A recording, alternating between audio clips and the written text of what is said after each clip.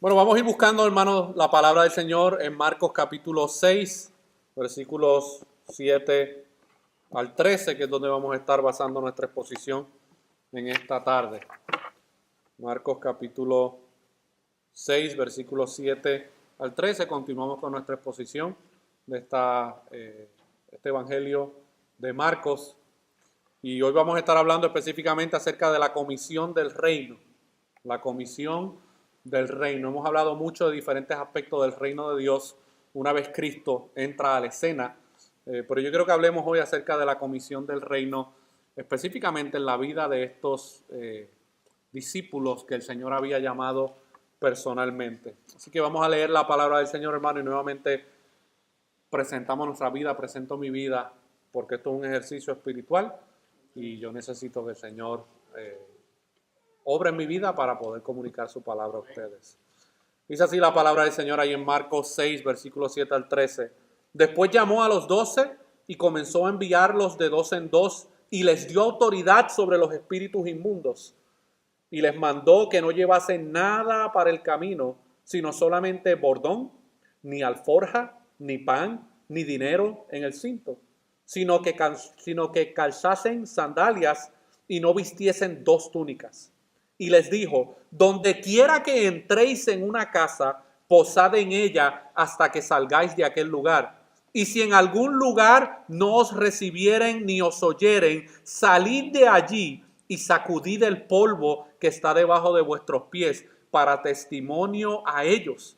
De cierto os digo que en el día del juicio será más tolerable el castigo para los de Sodoma y Gomorra que para aquella ciudad. Y saliendo predicaban que los hombres se arrepintiesen y echaban fuera muchos demonios y ungían con aceite a muchos enfermos y los sanaban. Oremos. Padre, venimos delante de tu presencia, Señor, presentando primeramente mi vida, que va a exponer tu palabra, Señor. Yo necesito urgentemente de tu Espíritu Santo a través de mi vida, Señor. Tu Espíritu Santo obra en mi mente, obra en mi corazón, me dé la suficiente gracia, suficiente capacidad para poder exponer tu palabra, Señor, pero que tú también obres en los corazones de mis amados hermanos y hermanas y aquellos que nos acompañan, amistades que nos acompañan en esta tarde. Que tu palabra sea obrando en nuestras vidas, Señor. Que podamos salir de aquí animados por medio de tu palabra, confrontados por medio de tu palabra y que tú salves por medio de tu palabra, Señor. Todo esto te lo pedimos en el nombre de Jesús. Amén y amén. ¿Alguna vez alguno de ustedes ha sido comisionado a cumplir alguna labor de la cual usted sintió que no tenía las capacidades o cualidades para poder llevar a cabo el trabajo asignado? ¿Alguna vez ha tenido esa experiencia? Le han dado un trabajo para hacer, pero usted como que yo no sé si yo estoy cualificado o calificado para hacer ese trabajo. ¿Qué pensamientos o sentimientos lo más probable usted experimentó en su interior mientras contemplaba cómo iba a llevar a cabo ese trabajo asignado? Lo más probable se sintió incompetente, tal vez sintió angustia o ansiedad, tal vez se sintió como que no tenía la experiencia necesaria para poder cumplir la misión que se le ha entregado. Déjeme decirle, mis hermanos, que esos pensamientos y sentimientos son normales y las Escrituras nos proveen múltiples casos donde hombres fueron comisionados a llevar una misión y también experimentaron estos mismos pensamientos y sentimientos de ineptitud. Algunos ejemplos: Noé, Abraham, Moisés, Josué, Gedeón, David, Jeremías, varios de los profetas, y el número de personajes continúa, mis hermanos.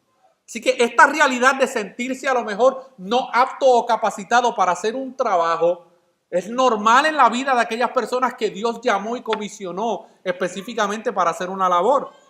Y el relato que vamos a exponer hoy demuestra cómo Dios opera cuando Él comisiona a alguien para una labor en específica y cómo Dios le da autoridad a los que comisiona, les provee algunas advertencias y le da un mensaje específico para comunicar a otros como parte de su comisión divina. Así que Dios no deja a la suerte a aquellos a los cuales Él comisiona.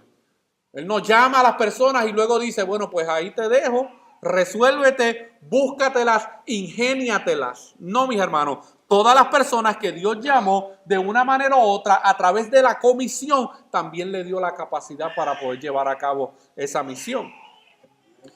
Y en el contexto de lo que vamos a estar viendo hoy, es importante recordar que en los primeros capítulos de este Evangelio de Marcos, nosotros vimos cómo Jesús comienza su ministerio público y Él llamó personalmente a unos hombres de entre la multitud que se convertirían en sus discípulos. Pero el propósito principal de ese discipulado o ese llamado por parte de Jesús tenía una comisión y un mensaje específico. Él no los llamó simplemente para que fueran su sombra o para que los acompañaran para todos lados que Él iba sin un propósito definido. Si nosotros recordamos, hermano, en la gran comisión que Dios le dio a sus discípulos antes de que comenzaran a trabajar, miren lo que dice en Marcos 1:17 que habíamos visto anteriormente. Este fue el primer anuncio de comisión que Cristo le hace a sus discípulos. Y les dijo Jesús en Marcos 1:17, venid en pos de mí y haré que seáis pescadores de hombres. Y en Marcos capítulo 3, versículos 13 al 15, aquí vemos otra vez cómo Jesús habla de la comisión que Él le iba a dar a estos discípulos. Miren lo que dice en Marcos 3, versículos 13 al 15. Después subió al monte y llamó así a los que Él quiso y vinieron a Él. A esos que Él quiso se está refiriendo exclusivamente a los 12 apóstoles. Y estableció ¿a cuántos? A 12 para que estuviesen con Él y para enviarlos a predicar y que tuviesen autoridad para sanar enfermedades y para echar fuera demonios. Así que en el capítulo 1 vimos que Él los llamó a ser pescadores de hombres y luego aquí en el capítulo 3 les dice lo que van a hacer. Y esto es muy importante que nosotros mantengamos en vista estos versículos en mente para poder comprender qué estaría pasando por la mente de los discípulos mientras Jesús está sanando enfermos, resucitando muertos y libertando endemoniados. Porque parte del mensaje que Jesús le da a estos discípulos es que ustedes van a hacer eso mismo que yo estoy haciendo. Ellos han escuchado directamente de la boca de Jesús el mensaje de arrepentimiento y fe que Jesús ha estado predicando por toda Galilea. Y es muy probable que mientras Jesús está haciendo todas estas cosas frente a los ojos de sus discípulos, ellos se están preguntando dentro de sí mismos, ¿nosotros vamos a hacer estas cosas? A cada rato que Jesús hacía algo, ellos salían, ¿qué es esto? Nunca hemos visto tal cosa. Y ahora Jesús les dice en el capítulo 3 que ellos iban también a hacer esas mismas cosas que Jesús estaba haciendo. Lo más probable se estaban preguntando, ¿cuándo llegará el momento de hacer estas cosas?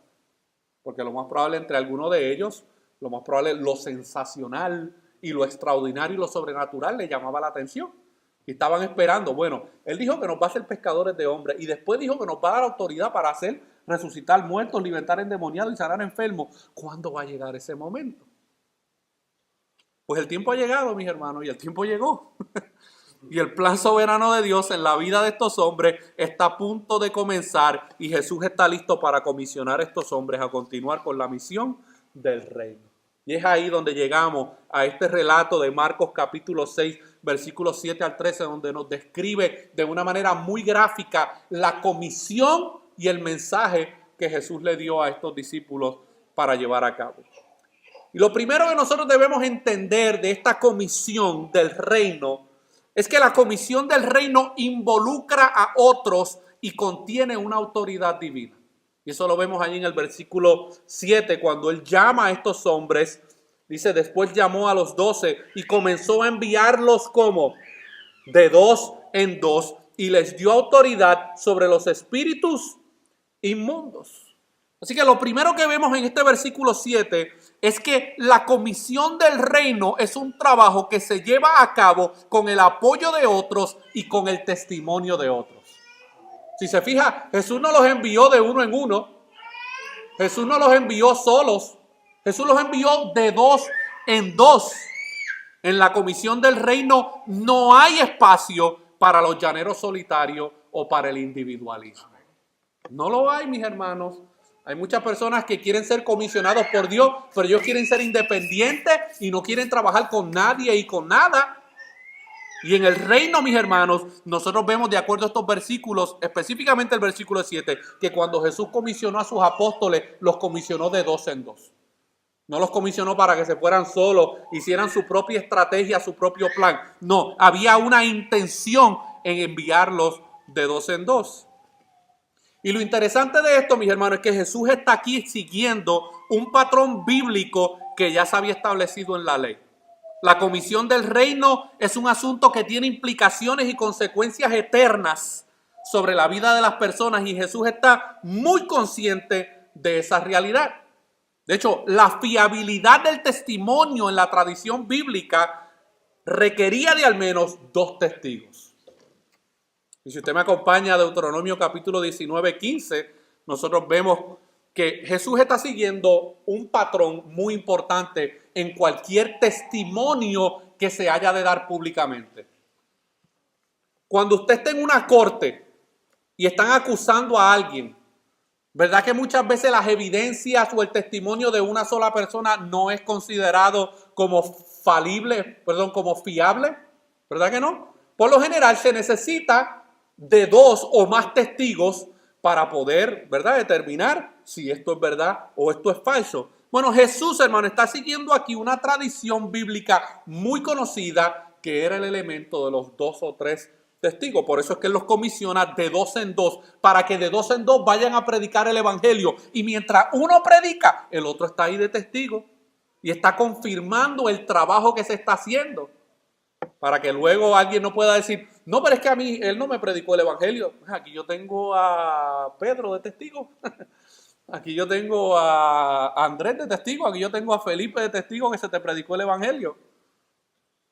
Miren lo que dice Deuteronomio 19:15. No se tomará en cuenta a un solo testigo contra ninguno en cualquier delito ni en cualquier pecado.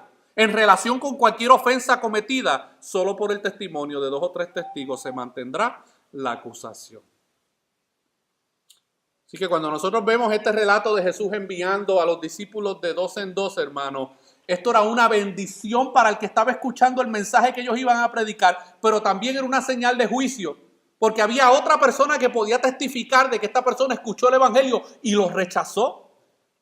Porque como dice el versículo, no se tomará en cuenta a un solo testigo contra ninguno en cualquier delito ni en cualquier pecado.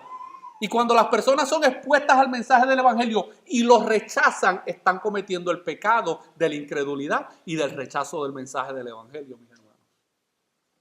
Lo segundo que vemos en este versículo 7 es que Jesús les otorga una autoridad divina a sus apóstoles para poder llevar a cabo la comisión del reino. Jesús no simplemente le dijo, pues váyanse de dos en dos y ahí pues nos vemos en 2 semanas y cuéntenme cómo les va. No, hay una autoridad divina que Jesús les está dando exclusivamente a estos 12 hombres llamados como los apóstoles. Mire, la palabra apóstol, ¿tú sabes qué significa? Enviado. Hoy todo el mundo quiere ser apóstol. La palabra apóstol, hermano, significa simplemente enviado. Alguien que es enviado por alguien a comunicar un mensaje en específico. Y este siempre ha sido el patrón bíblico a través de todo el Antiguo Testamento. Cada vez que Dios levantaba a un hombre con un mensaje y una comisión específica, esta misión iba acompañada de unas señales que confirmaban la autoridad del mensajero. Eso lo vemos en el caso de la vida de Moisés. Dios llama a Moisés para que vaya y se pare frente a Faraón y le diga, deja a mi pueblo ir. ¿Y qué fue lo que pasó? Simplemente le dijo, dile eso a Faraón y ya está. No. Habían unas señales milagrosas que iban a acompañar el mensaje que Moisés le estaba dando a Faraón. Dios iba a mostrar su poder como confirmación de que Dios había comisionado a Moisés para ese trabajo en específico. Lo mismo lo vemos en la vida de Elías. Elías, uno de los primeros, bueno, no el primero, pero uno de los profetas más importantes en el tiempo bíblicos. Dios lo llama con una comisión, pero también le da cierto poder sobrenatural para poder llevar a cabo un trabajo. No lo dejó simplemente como que ve con el mensaje. No. Había un poder dado exclusivamente a Elías para que pudiera ser testigo y predicar el mensaje de Dios. Y estas señales servían como las credenciales de aquellos que estaban llevando a cabo una misión delegada por otro. Esas eran las credenciales. Faraón le creyó a Moisés cuando Moisés le dijo, deja al pueblo ir porque si no te vas a meter con el gran yo soy. Eso espantó a Faraón. No lo espantó. Pues le dijo, sí, pues mira, vamos a ver qué tu Dios va a hacer. Pero cuando empezaron a caer las 10 plagas, ahí entonces, hermano, Faraón se dio cuenta de que, aquí tenemos un problema porque ninguno de mis brujos ni ninguno de mis magos puede deshacer lo que el Dios de Moisés está haciendo. Eso era un testimonio público, hermano, una evidencia pública del llamado y de la comisión de Moisés sobre su vida. Y esto mismo está a punto de suceder con los apóstoles. Miren, de manera histórica, para que usted pueda entender el panorama de la Biblia presenta solamente 3 épocas donde se manifestó sobrenaturalmente el poder de Dios. En la época de Moisés, en la época de Elías y en la época de Jesús y los apóstoles. Esta idea de que Dios a través de toda la historia humana ha estado haciendo milagros y señales a través de todo el mundo es una idea errónea e equivocada. Hubieron grandes periodos en la historia bíblica donde Dios no hizo ni una sola señal ni un solo milagro. Se quedó, miren, calladito. Tampoco Dios estuvo hablando de manera audible en todo momento. Hubieron momentos donde sí lo hizo, pero hubieron muchos momentos del silencio de Dios. Cuando Dios terminó, hermano, de revelar su palabra en la ley, Dios se calló. ¿Y usted sabe cómo ahora le hablaba al pueblo? A través de los profetas. Y los apóstoles se iban a convertir en esos mensajeros comisionados específicamente por Jesucristo a seguir llevando a cabo el plan de Dios. Por eso es que en 2 de Corintios 12:12 habla de estas señales que acompañan a los verdaderos apóstoles. Hoy tenemos muchos llamándose apóstol, pero no tienen estas señales. Miren cómo dice 2 de Corintios 12:12 cuando habla acerca de esta autoridad que habían recibido los apóstoles. Dice, con todo, las señales de ¿qué? Las señales de apóstol han sido hechas entre vosotros en toda paciencia por señales, prodigios o milagros. Esta era una de las maneras en que la iglesia primitiva podía distinguir entre los verdaderos apóstoles y los falsos apóstoles. Porque los verdaderos apóstoles, hermanos, habían sido comisionados con una autoridad divina para llevar a cabo unas señales en específico. En Hebreos capítulo 2, versículos 1 al 4, el escritor a los Hebreos lanza una amonestación muy seria hacia el pueblo y a la comunidad judía que habían creído en el mensaje del evangelio, pero estaban siendo tentados a volverse atrás a las prácticas de la ceremonia de la ley. Miren lo que dice Hebreos capítulo 2, versículos 1 al 4.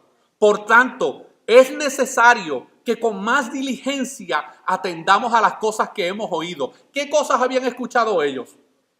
Acerca de la vida de Jesús, acerca de los milagros de Jesús y acerca del testimonio de los apóstoles.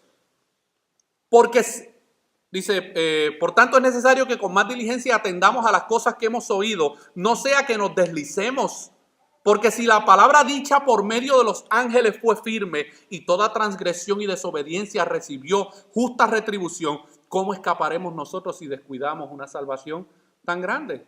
La cual, habiendo sido anunciada primeramente por el Señor, está hablando de Cristo, nos fue confirmada por los que oyeron, testificando Dios juntamente con ellos. ¿Con qué?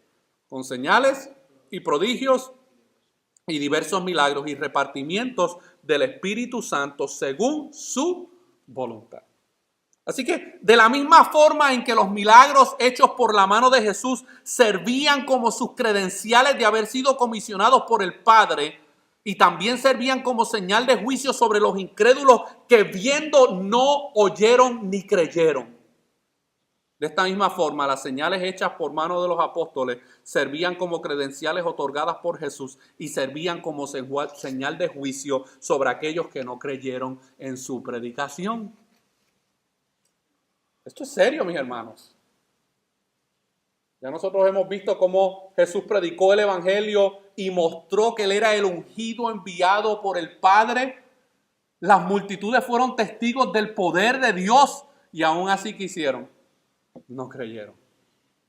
Los apóstoles pasaron por la misma experiencia. fueron comisionados por Jesús a enviar un mensaje, predicaron el arrepentimiento, predicaron el evangelio de Jesucristo, hubo señales que los acompañaron, pero ¿qué hacía la multitud? Los rechazaba. El patrón se sigue repitiendo, mis hermanos. Hoy en día es la misma historia. Dios ha enviado y ha comisionado a los creyentes y a la iglesia a predicar el evangelio. Dios se manifiesta sobrenaturalmente de distintas maneras y de distintas formas, pero ¿cuál es la respuesta habitual de la multitud? La incredulidad y el rechazo, mis hermanos. Así que nosotros podemos ver a la luz de este versículo 7 que el evangelio y la comisión del evangelio, hermano, no es un trabajo que se puede hacer solo. Es un trabajo que necesita el apoyo y necesita el testimonio de otros. Pero también es un trabajo que incluye una autoridad divina. Jesús no dejó a estos discípulos a la merced de las burlas del pueblo. Él los dejó comisionados con una autoridad y con unas señales que lo iban a acompañar, mis hermanos. Pero esta comisión del reino también incluye unas demandas y unas advertencias. Porque yo me imagino que los discípulos se irían muy contentos. Ahora vamos a hacer aquí un milagro. Imagino que ya estaban planeando sus cultos de avivamiento y sus noches de gloria. Aquí es que se va a formar la fiesta bien buena, donde ahora vamos a hacer lo mismo que Jesús estaba haciendo. Bueno, ahora viene una advertencia. La comisión del reino incluye unas demandas y unas advertencias. Y eso lo vemos en los versículos 8 al 11. Miren lo que dice los versículos 8 al 11. Aquí está la demanda y la advertencia. Y les mandó que no llevasen nada para el camino, sino solamente bordón, ni alforja, ni pan, ni dinero en el cinto, sino que calzasen sandalias y no vistiesen 2 túnicas. Y les dijo: donde quiera que entréis en una casa, posad en ella hasta que salgáis de aquel lugar. Y si en algún lugar no os recibieren ni os oyeren, salid de allí y sacudid el polvo que está debajo de vuestros pies, para testimonio a ellos. De cierto os digo que en el día del juicio será más tolerable el castigo para los de Sodoma y Gomorra que para aquella ciudad. Así que en esta demanda y en esta advertencia que Jesús le da a sus discípulos antes de que ellos salgan a predicar el evangelio de 2 en 2, la primera lección que Jesús le da a sus discípulos mientras estos se están preparando para salir a cumplir la comisión es la lección de la simplicidad y la providencia divina. La simplicidad y la providencia divina. ¿A qué me refiero con simplicidad? Usted a lo mejor se imagina, bueno, es que para poder atender a las multitudes, pues necesitamos muchas cosas, ¿verdad? Necesitamos tener cierto tipo de equipo, necesitamos tener cierto tipo de estrategia, necesitamos tener tal cantidad de personas para poder llevar a cabo el trabajo y la comisión. No, mis hermanos, hay una simplicidad en la comisión que Jesús le da a estos apóstoles.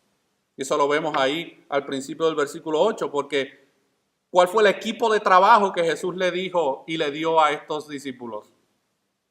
Mírenlo, un bordón. ¿Sabes lo que es un bordón? Un bordón es un bastón o una vara. Un solo par de sandalias y una sola pieza de túnica. Eso fue todo lo que les dio. Él no les dio un super equipo para que ellos pudieran llevar a cabo la gran comisión. Fue algo simple, mis hermanos. Llévense lo necesario, del resto me encargo yo. Y esto es un ataque frontal, hermano, contra lo que se conoce como el pragmatismo.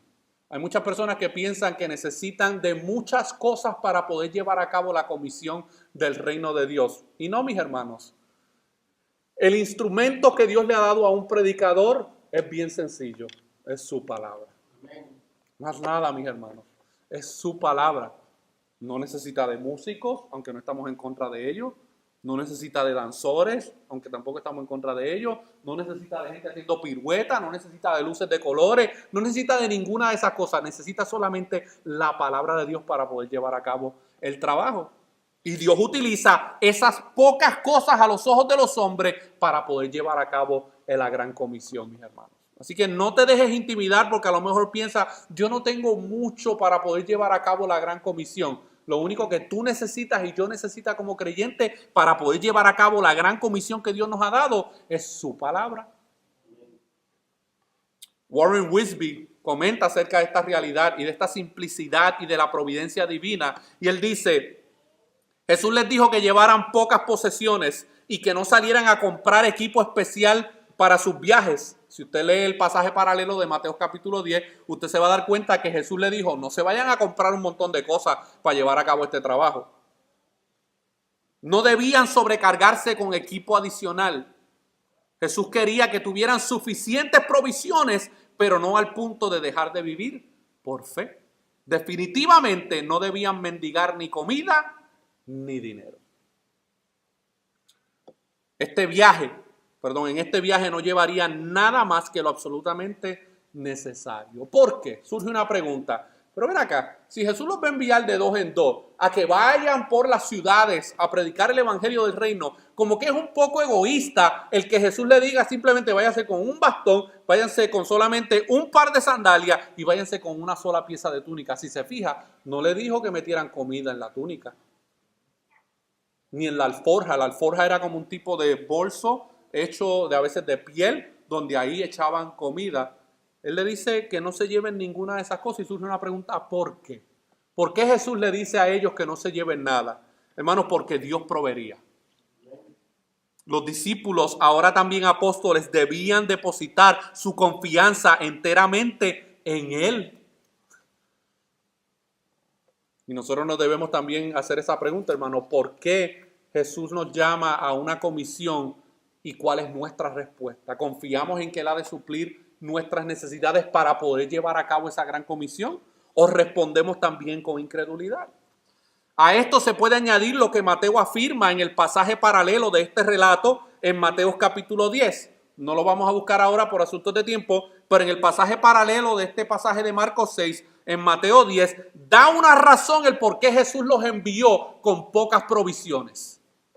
Y la razón es por, como dice el versículo de Mateo 10, versículo 10, porque el obrero es digno de su salario. ¿Qué significa eso? A la luz de lo que la comisión que Jesús le está dando, que la responsabilidad de proveer para quienes predican el evangelio, ¿usted sabe sobre quién recae? Sobre los que lo oyen.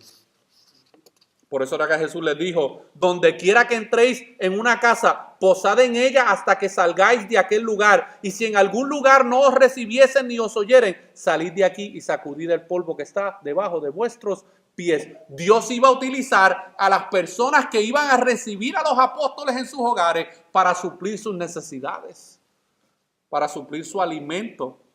Y hay unas instrucciones específicas. Ellos no se supone que estuvieran brincando de casa en casa. Ellos se supone que recibieran y entraran a los lugares donde los recibieran, pero ellos no podían simplemente estar ahí un día y al otro día ir a otro sitio y al otro día ir a otro sitio. No, hermano. Dios iba a encargar de suplir sus necesidades con aquellas personas que abrieran las puertas de sus hogares.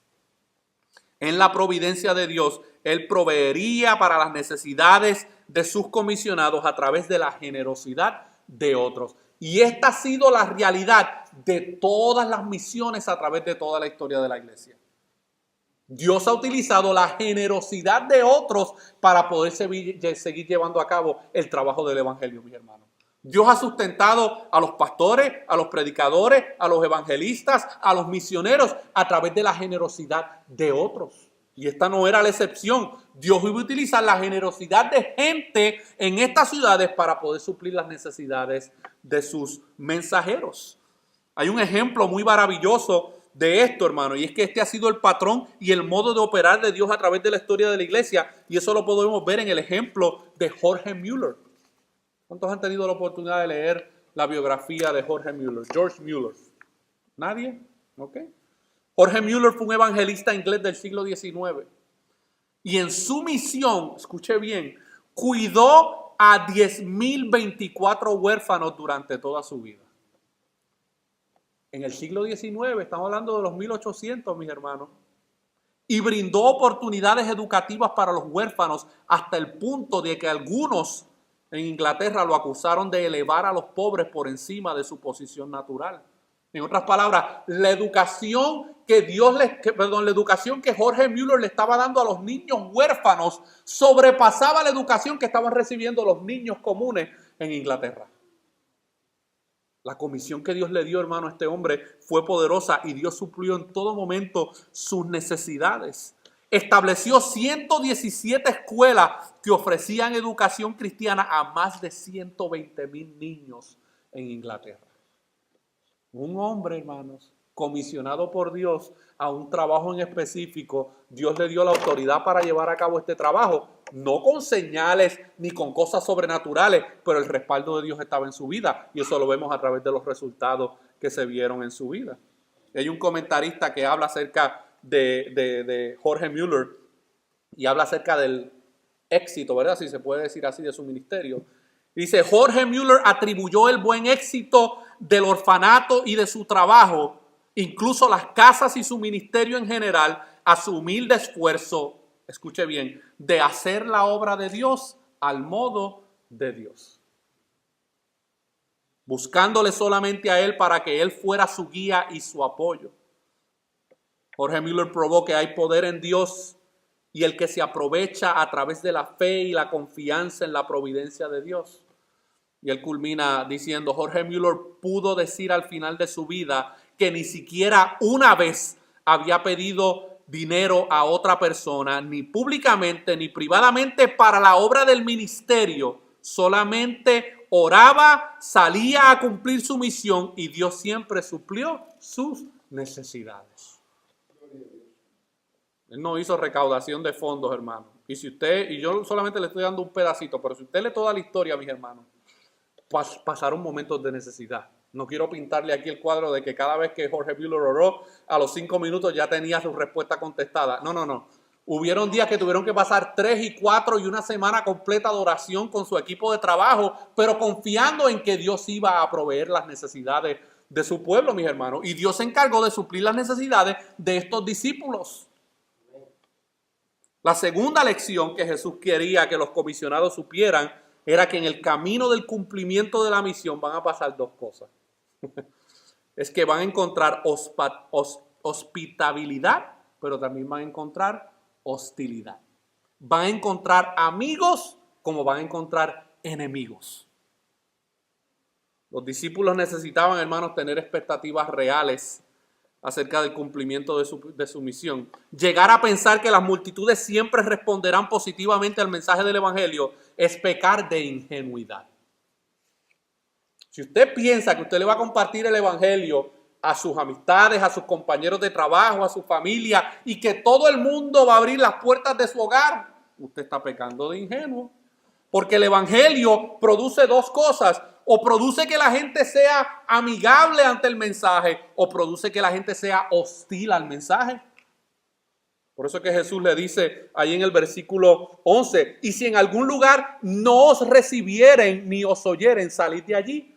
Jesús les está estableciendo expectativas correctas a estos discípulos. Les está diciendo, mira, ustedes se van a creer que porque van con la autoridad mía y van a poder resucitar muertos, libertar endemoniados y hacer milagros y señales, todo el mundo los va a recibir en sus hogares. Negativo. Es más, va a ser más la hostilidad que la hospitabilidad que van a experimentar. Va a ser más los enemigos que los amigos que van a lograr por cumplir la comisión. Jesús quería que sus apóstoles entendieran que su responsabilidad era la comunicación del Evangelio, no la respuesta positiva o negativa de los oyentes. Jesús se encargaría personalmente de la incredulidad y el rechazo de aquellos que son expuestos al mensaje del Evangelio. Y esto es una acusación muy seria, mis hermanos, que Jesús mismo se iba a encargar de ellos. Jesús se iba a encargar de suplir las necesidades de sus discípulos, pero también se iba a encargar personalmente de aquellos que no los recibieran. Está complicado y eso lo vemos en el versículo 11. Dice, y si en algún lugar no os recibieren ni os oyeren, salid de allí y sacudid el polvo que está debajo de vuestros pies para testimonio a ellos. De cierto os digo que en el día del juicio, porque va a haber un día de juicio, mis hermanos. En la segunda venida de Jesucristo, todos los hombres serán juzgados. Todos los hombres serán juzgados. Y aquellos que han sido expuestos al mensaje del Evangelio una y otra vez y lo han rechazado, ese día será el día de un gran juicio para ellos. Cristo, hermano, vendrá ese día como salvador de su pueblo, pero vendrá como juez de los que han rechazado el mensaje del Evangelio. Y dice aquí que será más tolerable el castigo para los de Sodoma y Gomorra que para aquella ciudad. Y yo no tengo tiempo ahora para hablar de todo lo que pasó en Sodoma y Gomorra, pero aquellos que conocen la historia saben que le cayó una buena lluvia de fuego. Y el fuego en la Biblia, hermanos, en el 90% de las ocasiones es sinónimo de juicio. El rechazo y el desprecio por el mensaje del evangelio tiene consecuencias eternas. Y los pecadores que no conocen esta realidad juegan con esta realidad. Ellos piensan que ellos son soberanos sobre su vida y que nada les va a pasar y que un día no se van a morir y que un día no van a tener que dar cuenta por sus obras. Jesús afirma, mis hermanos, que el juicio que experimentarán aquellas personas que han sido testigos del poder de Dios, han escuchado el mensaje del evangelio por medio de alguno de sus comisionados y lo han rechazado, experimentarán un mayor juicio que los ciudadanos de Sodoma y Gomorra, los cuales no fueron hechos partícipes de la misma revelación que las personas en Galilea y los pueblos vecinos. Porque Sodoma y Gomorra no fue testigo del poder de Dios. Eso era un pueblo, hermano, corrupto, perverso, lleno de todo tipo de pecado y de inmoralidad y de idolatría. Pero ellos no vieron el poder de Dios como lo vieron esta gente en Galilea y en Capernaum y en las ciudades donde Jesús y los apóstoles estaban predicando. Ellos no vieron gente sanándose, gente resucitando de los muertos, endemoniados libertados. Pero estas ciudades sí lo vieron. Recibieron mayor revelación. Y sin embargo, mis hermanos, esas personas que recibieron mayor revelación son expuestas a mayor juicio de parte de Dios. Y el acto, fíjense que aquí hay un acto que Jesús le dice a los discípulos que hagan. El acto de sacudirse los pies al salir de aquel lugar donde el evangelio no había sido recibido y creído, era una representación visible del juicio y el abandono de parte de Dios a causa de la incredulidad del pecador obstinado. Y esto era una costumbre muy judía. Cuando los judíos tenían que por alguna razón entrar a territorio gentil, ¿usted sabe lo que hacían para mostrar su desprecio hacia los gentiles? Se sacudían el polvo de los pies tan pronto salían de la ciudad, como en forma de desprecio. Porque los judíos obviamente sabemos que se creían, ¿verdad? Mejor que los gentiles. Ellos se creían que ellos eran santos y justos. Y Jesús le está diciendo, hermanos, según la tradición, ¿verdad?, que se practicaba en Israel, cuando ustedes vayan a los hogares, cuando ustedes vayan a los lugares, a los pueblos a predicar el evangelio y la gente no los reciba, hagan lo mismo que hacen los judíos cuando salen de algún sitio gentil. Sacúdanse el polvo de los pies. Y aquel que los está viendo haciendo eso, van a entender lo que está pasando ahí. Aquí estamos en serio problema. Porque un judío se sacudía el polvo de la tierra cuando salía de territorio gentil como una forma de menosprecio. Pero ahora Jesús les está diciendo, aquellos que son recipientes y escuchan el mensaje del evangelio y no lo reciben, yo voy a hacer exactamente lo mismo que hacen los judíos cuando se limpian el polvo de los pies. Es una forma de juicio, hermano. Es una señal de juicio por haber despreciado el mensaje del evangelio después de haber sido testigos del poder de Dios. Y nosotros podemos, hermano, presentar ejemplos actuales en nuestro contexto. A veces uno en el carro, yo como pastor, hermano, en el carro, a veces yo me pongo a meditar de estos últimos 3 años que hemos estado aquí trabajando. Y hemos visto y hemos trabajado con muchas personas en la comunidad. Hemos entrado a hogares a compartir el mensaje del evangelio. Nos hemos sentado por múltiples ocasiones a compartir el evangelio y las verdades bíblicas y lo que Cristo hizo y lo que Él quiere que el hombre responda, mis hermanos. Y una y otra vez hemos visto cómo personas han sido a lo mejor amigables al abrir sus hogares para que el evangelio sea predicado, pero luego muestran hostilidad a la hora de rechazar ese mismo mensaje. Y uno se ve, hermano, con esa carga emocional y uno medita mientras va pensando y caminando, oh Dios mío, esta persona ha sido expuesta al mensaje del evangelio. Tú has utilizado a mí o a cualquier otro hermano en la iglesia para que ellos escuchen el mensaje del evangelio y lo han rechazado. Uno medita, hermano, en lo que dice aquí este pasaje, que será mayor el juicio que experimentarán esas personas que, habiendo sido testigos del poder de Dios, será peor el juicio sobre sus vidas que sobre los de Sodoma y de Gomorra. Personas que han estado aquí en esta comunidad de fe, hermanos. Creyeron supuestamente el mensaje del evangelio, pero cuando vienen los afanes de la vida, cuando vienen la vanagloria del mundo, cuando vienen otros intereses, hermanos, uno ve lamentablemente y se les parte el corazón a uno, como poco a poco empiezan a despreciar ese mensaje del evangelio que un día recibieron. Y a uno como pastor, hermano, se le hace el corazón chiquito, porque uno entiende las implicaciones de lo que es el rechazo al mensaje del evangelio. Es serio, hermanos. Como les he dicho anteriormente, el mejor lugar donde usted puede estar es en un lugar donde se está predicando el evangelio. Pero a la misma vez es un lugar peligroso. Porque si tú estás siendo expuesto a la palabra de Dios constantemente y respondes con el mismo rechazo y de incredulidad, estás acumulando juicio sobre tu vida. Y tercero, mis hermanos, la comisión del reino tiene un mensaje específico y unas evidencias específicas. Eso lo vemos en los versículos 12 al 13. ¿Cuál es el mensaje específico que Jesús le da a sus discípulos? Versículo 12 responde esa pregunta. Dice, y saliendo predicaban que los hombres se arrepintiesen. Un mensaje muy sencillo, pero muy poderoso. Porque determina el estado eternal de una persona. Todo embajador o representante comisionado por una autoridad superior a él tiene un mensaje específico el cual debe anunciar sin alterar el contenido original. No sé si usted ha visto la reunión que se hace en la ONU. ¿Saben lo que es la ONU? Naciones Unidas. Que se reúnen qué sé yo cuántas veces al año y ahí van todos los representantes de las naciones. Muchas veces no puede ir el presidente de esa nación, pero ¿qué es lo que hace? Envía a un delegado o envía a un embajador. Y ese embajador y ese delegado tiene la responsabilidad de comunicar específicamente el mensaje que se le entregó. Él no puede mirar el mensaje y decir, no, como que esto como que va a ofender a los de Venezuela, esto va a ofender a los del Perú. No. Él tiene que comunicar exactamente el mensaje que se le entregó, mis hermanos.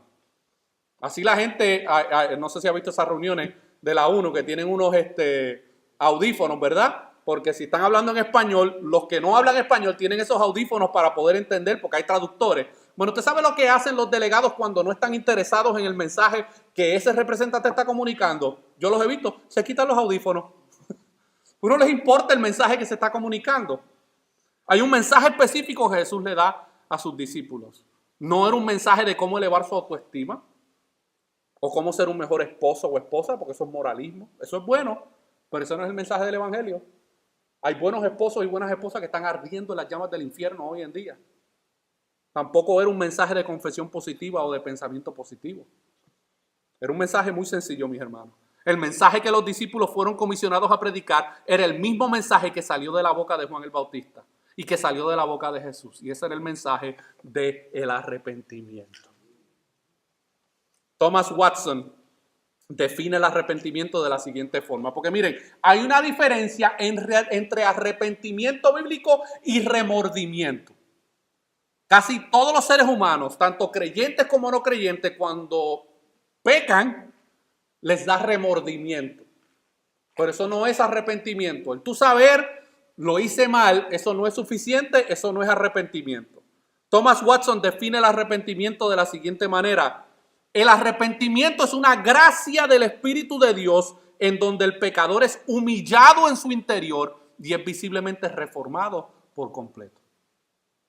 Y Watson identifica que hay por lo menos 6 aspectos que definen desde una perspectiva bíblica cómo luce el verdadero arrepentimiento. Y a aquellos que son creyentes, que han abrazado el mensaje del evangelio, lo más probable es que usted se va a poder identificar con alguno de estos aspectos en su vida. Pero si a lo mejor tú nos acompañas en esta tarde y no has creído en el mensaje del evangelio y crees que a lo mejor vives una vida o que te has arrepentido de tus pecados, yo quiero que consideres estos 6 aspectos de lo que realmente envuelve el verdadero arrepentimiento bíblico para salvación. Y él define 6 aspectos que definen desde una perspectiva bíblica cómo luce el verdadero arrepentimiento. Y esta palabra es muy importante, mi hermano, perspectiva bíblica. Porque tu cuñado y tu cuñada, y tu primo y tu primo, y tu abuelito y tu abuelita, ellos tienen una idea de lo que es el arrepentimiento. Ellos tienen conceptos y opiniones acerca de lo que es el arrepentimiento, pero no desde una perspectiva bíblica. Y el arrepentimiento bíblico, ¿cómo luce? ¿Cómo tú puedes identificar si tú te has arrepentido o si una persona se ha arrepentido de verdad de sus pecados? Bueno, hay 6 elementos que podemos encontrar en la Escritura. Número 1, conciencia de pecado. Es ese momento donde la persona dice, yo he pecado contra un Dios santo. Yo he pecado contra un Dios justo. Yo he sido un ingrato y un rebelde en mi vida. Yo todo lo que hago desde que me levanto por la mañana es buscar formas de cómo deshonrar a ese Dios santo.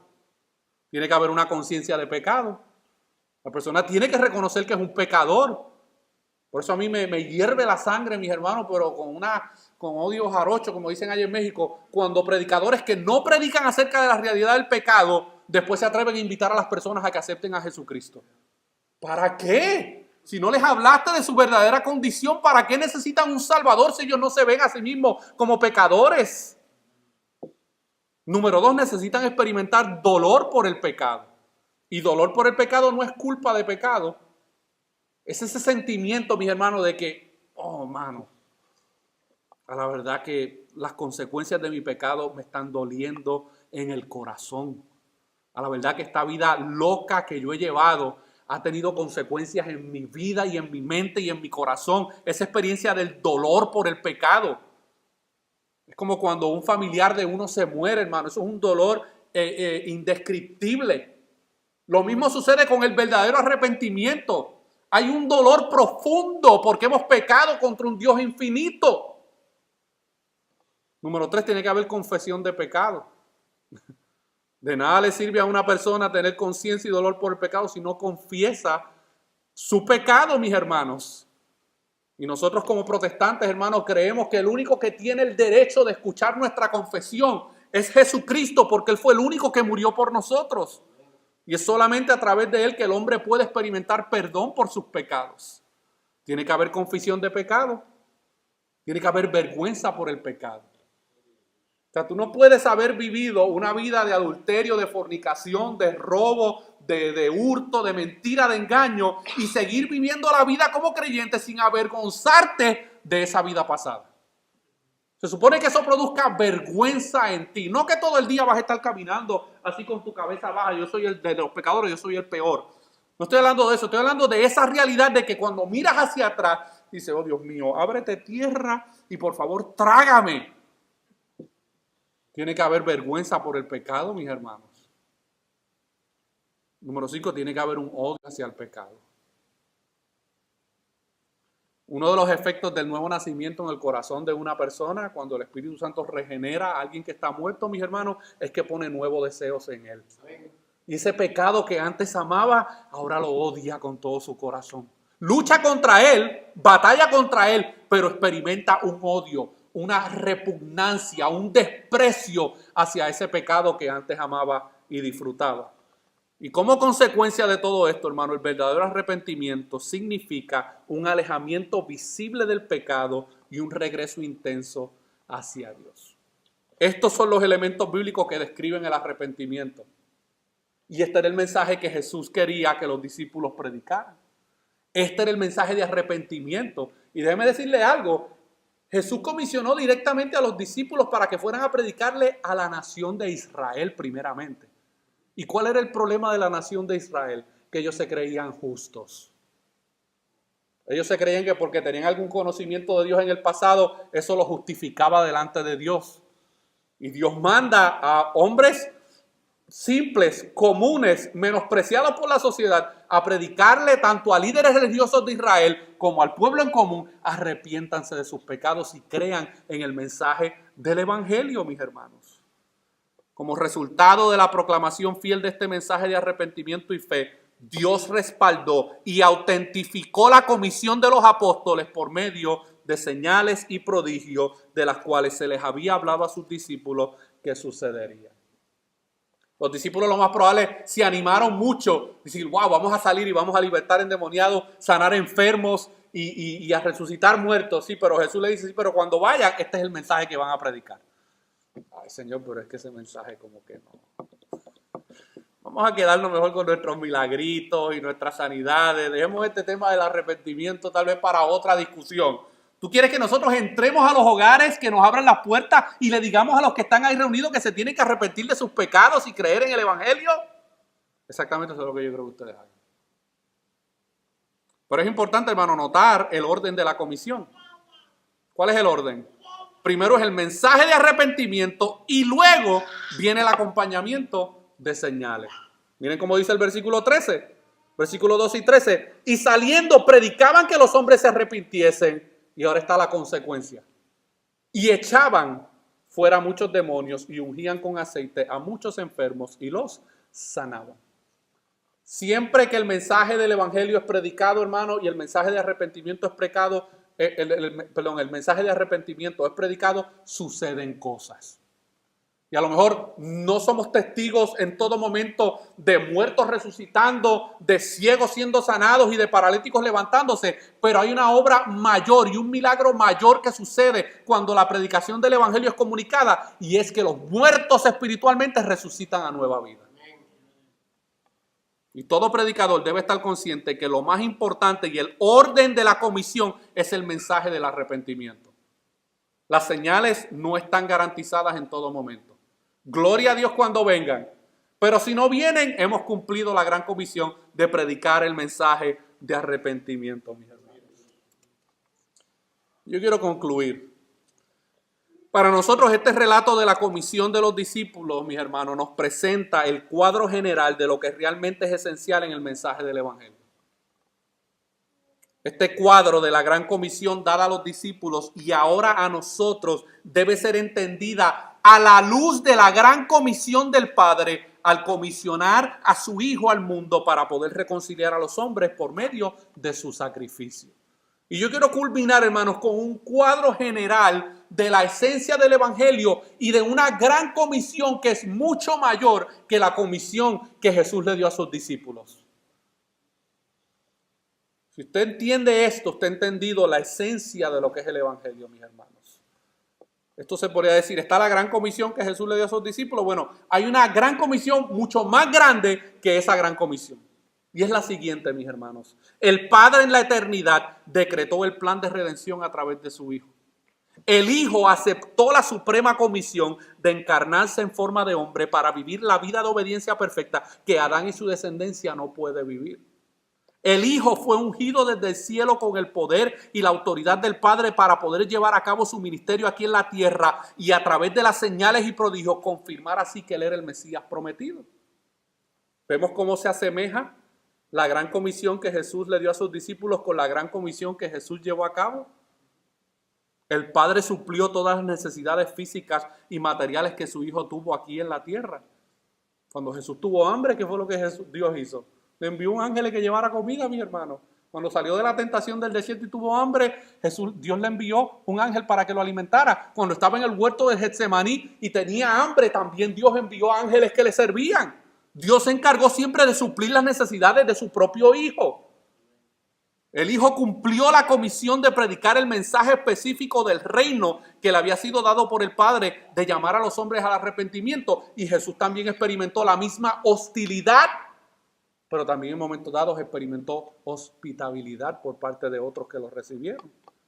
Y el Hijo llegó a la cruz para satisfacer la ira de Dios a causa del pecado del hombre, y su obediencia a la gran comisión cumplió con las demandas de la santidad y la justicia del Padre. Así que cuando nosotros meditamos en la gran comisión que se nos ha sido entregada a nosotros de comunicar este mismo mensaje, nosotros no debemos,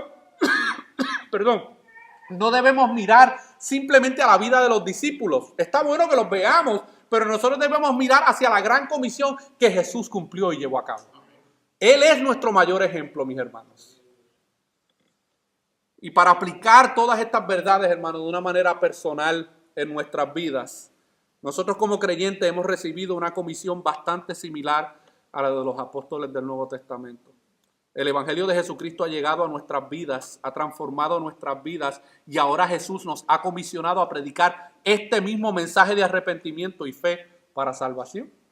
Si tú eres creyente y tú has aceptado el mensaje del Evangelio, Dios te ha dado a ti esta gran comisión también. Y a lo mejor tú te sientes como que yo no tengo las características o las cualidades o las habilidades para poder llevar a cabo este trabajo. Déjame decirte que Dios le ha dado autoridad a todos los creyentes para poder llevar a cabo esta gran comisión. Pero es que yo nunca he resucitado a nadie entre los muertos. Tranquilo, no te preocupes, eso no es rollo tuyo, eso es rollo de Dios. Pero Él sí te ha dado un mensaje para comunicar. Hacer discípulos de todas las naciones, bautizándolos en el nombre del Padre, del Hijo y del Espíritu Santo. Y hay una promesa de que Él va a estar con vosotros hasta el fin. Pero para aquellos amigos que nos visitan en esta ocasión, quiero que sepas que Dios ha puesto personas en tu vida para que puedas escuchar el mensaje del Evangelio. Dios ha puesto personas, familias a tu alrededor para que escuches el mensaje del Evangelio. Dios en esta ocasión te está mostrando su amor para tu vida al darte la oportunidad de escuchar acerca de la vida de Jesús y lo que Él hizo en la cruz para proveer perdón de los pecados y salvación eterna por medio de su Hijo Jesucristo. Y tú tienes el hermoso privilegio de estar sentado en un lugar como este, escuchando este mensaje de salvación y de redención. En la cruz, mis hermanos, Cristo cumplió la comisión dada por su Padre de venir a este mundo para pagar la deuda que los pecadores tenían para con el Dios Santo. Y ahora ese mismo Dios ha comisionado a hombres y mujeres que te prediquen ese mensaje del Evangelio que puede liberarte de la condenación eterna al tú reconocer tu pecaminosidad, arrepentirte de tus pecados y creer para salvación. Así que de una manera u otra, este relato de la gran comisión que se llevó a cabo en la eternidad, primeramente por la respuesta de Jesús al Padre, luego se llevó a cabo en la vida de los discípulos al responder al mensaje del Evangelio por parte de Jesús y llevar a cabo la gran comisión. En esta tarde, esa gran comisión también se está llevando a cabo en este lugar. Y Dios está llamando a los hombres al arrepentimiento, y Dios está llamando a los hombres a que reconozcan su pecaminosidad, y Dios está llamando a los hombres a la salvación. La pregunta que debemos contestarnos en esta tarde, como hemos venido haciendo en las últimas exposiciones, es ¿cómo tú vas a responder al mensaje del Evangelio? Yo lo dejo para después. Yo tengo cosas como que un poquito más importantes en mi vida ahora. Yo tengo unos planes, yo tengo una casa que quiero construir en mi país, yo tengo todo este tipo de planes y de diseños en mi vida. Si no respondes al mensaje del Evangelio, como dice la palabra del Señor, hablando del hombre necio, dicen, esta noche vienen a buscar tu alma, ¿quién se va a quedar con todas las cosas tuyas? Alguien más se va a quedar con ella. Pero el alma de una persona, mis hermanos, es eterna. Y solamente a través del mensaje del Evangelio es que los pecadores pueden venir a la salvación. Nosotros no te estamos predicando religión, te estamos predicando el Evangelio de Jesucristo. Y esto es una muy buena oportunidad para que tú oigas el llamado de la gran comisión y respondas a él con fe y arrepentimiento. No, yo me arrepiento un tiempito después, yo no estoy listo. No, el día es ahora. Porque tú no sabes del día de mañana. Tú no lo sabes, tú no conoces qué va a pasar de aquí a mañana. Nosotros queremos vivir muchos años. Y déjeme decirle algo, yo llegué a mis 40 y yo estoy agradecido de que el Señor me ha permitido vivir hasta los 40, porque mire que yo he sido terrible. Pero algunos de nosotros vivimos por la vida creyendo que somos inmortales. El mensaje del Evangelio se está predicando una y otra vez. Y a mí como pastor, hermano, me da alegría el ver a los hermanos y las hermanas aquí, pero también me ha causado mucha tristeza cuando hay personas que han estado en medio nuestro, han escuchado el mensaje del Evangelio y lo han rechazado. Eso es un dolor, hermano, que todo predicador siente, ¿verdad? Si es que realmente está preocupado por las almas. El que no está preocupado por las almas y ve a las personas como signos de número, no le importa la salvación de las personas. Pero el que realmente ha entendido la gran comisión y ha entendido la obra que Cristo ha llevado a cabo en la cruz, entiende, hermano, que no hay mensaje más poderoso que el mensaje del Evangelio. ¿Respondes a él en incredulidad o respondes a él en arrepentimiento y fe? Oremos. Padre, te damos gracias por tu palabra. Te damos gracias porque a través de tu palabra podemos ver cómo tú llevaste a cabo la gran comisión a través de la vida de tu Hijo y cómo tu Hijo se sometió a esa gran comisión y cómo respondió en la eternidad. Heme aquí, envíame a mí. Y tú supliste sus necesidades y tú lo ungiste con poder para poder llevar a cabo la labor que tú le diste para hacer, Señor. Pero luego tú te replicaste en la vida de estos discípulos. Hombres débiles, hombres con limitaciones, hombres con situaciones pecaminosas en sus vidas, pero tú los llamaste, los capacitaste, le diste autoridad y le diste un mensaje para llevar a cabo. Ayúdanos, Señor, que podamos meditar en esa gran comisión y que podamos ser fieles a la predicación del arrepentimiento bíblico que realmente puede producir salvación en aquellos que están muertos espiritualmente, Señor. Pero también nosotros como iglesia, ya que hemos creído en el mensaje del Evangelio, que tú nos ayudes a entender todos los días de que hay personas que necesitan escuchar el mensaje del Evangelio. Que podamos entender de que hay personas que nos recibirán porque tú abres sus corazones para que nos reciban, pero también entendamos que hay personas que van a rechazarnos y que van a cerrar sus puertas contra nosotros. Que tú obres, Señor, en los corazones, que tú obres en las vidas, en las mentes de aquellos que necesitan experimentar la obra poderosa del Evangelio en sus vidas, Señor. Y ayúdanos como iglesia local a que podamos ser una representación visible de la gran comisión en medio de nuestra comunidad, Señor. Queremos honrarte a través de nuestras vidas, pero queremos ser fieles al mensaje que tú nos has dado para predicar, Señor, entendiendo que los resultados son tuyos. Que tú eres el que produce vida, que tú eres el que perdona, que tú eres el que restaura, que tú eres el que adopta, que tú eres el que reconcilias a los hombres para contigo, Señor. Y que nosotros podamos confiar en que tu Espíritu Santo es poderoso para hacer esa obra en las vidas. Entonces te lo pedimos en el nombre de Jesús. Amén.